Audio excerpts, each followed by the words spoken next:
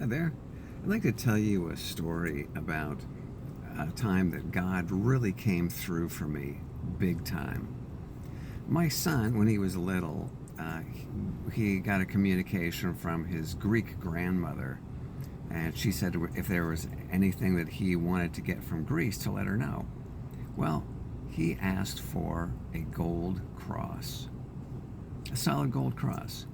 And that wasn't even cheap back then, but she came through. She gave it to him. She mailed it to us. And he wore that gold cross everywhere.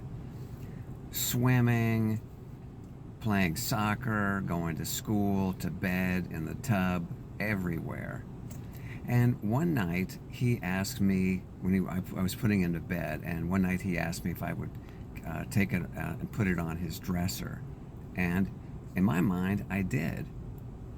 But the next day he got up and he could not find that gold cross anywhere. I mean, it was nowhere. And what we did was we looked everywhere in his room, pretty much tore the room apart. And I even got out the vacuum cleaner with the hose and vacuumed out his vent, the heating vent, took off the duct work there and stuck the hose down there trying to suck it out in case it was there. We prayed, we looked everywhere, even asked a friend who had spent the night if he knew where it was. Nothing. Well, my son was not happy. And then one day, some months after that, I kind of got upset, like I would say righteous indignation. And I said, God, in the name of Jesus Christ, get that cross back to me. And here's a verse I'd like to share with you about that. All right, so this is the Gospel of Mark, chapter 11, verse 23 from the King James Version. It says, "For verily I say unto you," now this is Jesus Christ talking, "For verily I say unto you, that whosoever shall say unto this mountain, Be thou removed, and be thou cast into the sea, and shall not doubt in his heart, but shall believe that those things which he saith shall come to pass, he shall have whatsoever he saith. Therefore I say unto you, what things soever ye desire when ye pray, believe that ye receive them, and ye shall have them." I would imagine you're a whosoever, and so am I. So when I prayed that, it was more like a command. I want that cross back. Well, it didn't happen right away, but a few weeks later, I was taking part in a ceremony at a seminary where I had graduated from. And we were all in our regalia, and they had asked us to wear black pants and a white shirt. So I did. And I was standing in line waiting to proceed with this ceremony. And for some reason, I got this inkling in my mind to check in my pants pocket. So I reached into my right pants pocket, and sure enough, there was the cross.